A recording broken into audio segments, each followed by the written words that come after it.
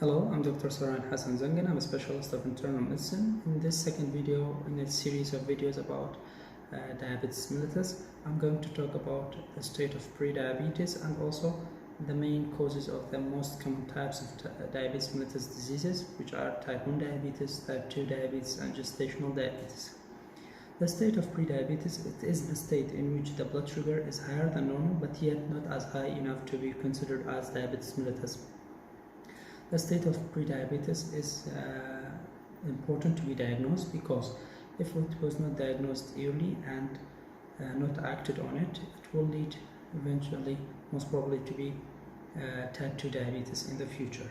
But if it was diagnosed early and acted on it by change in diet control and exercises and even some medication that can be prescribed under supervision of a specialist doctor, that can be at least either reversed to normal or at least delaying the progression from pre-diabetes to type 2 diabetes for years, and even in some studies with some medications that needs to be prescribed under specialist care, the conversion or the progression from pre-diabetes to diabetes mellitus was delayed up to 14 years.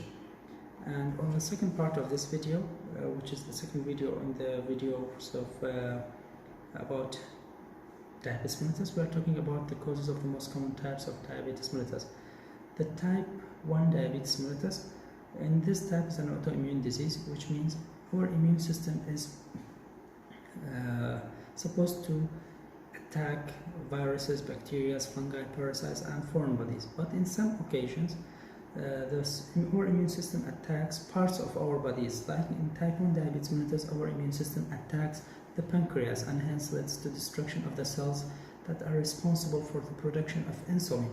And as a result, we will have either no insulin at all or very little amount that cannot be enough for the requirements of the body, which leads to accumulation of the sugar in the bloodstream. Okay, and the type 2 diabetes, which composes about 90% of cases of type of diabetes mellitus. The cause here, we have two causes. First of all, we have the cells having resistance to the actions of insulin and not allowing the insulin to make the glucose transferred from the bloodstream into the cells and to be utilized as energy, and also that leads to accumulation of the insulin in the bloodstream. And also the second cause of this is also the pancreas is not producing enough insulin for the requirement of the body and also to overcome the resistance that is produced by the cells. The gestational diabetes is also one of the three most common types of diabetes. It occurs during pregnancy. During pregnancy, there are hormones that are higher in the levels. These hormones, their function is to make the pregnancy continue and to avoid abortions. These hormones will increase the chances of the cells developing a resistance to insulin.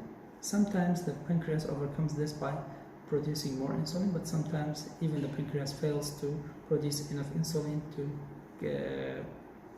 to overcome this resistance by the cells, leading to accumulation of the blood sugar in the blood, leading to complications on the mother and sometimes on the fetus if it's not acted on properly. If any questions, you can write them in the comments. We will answer them as much as possible, either through comments or in our next videos. Stay safe.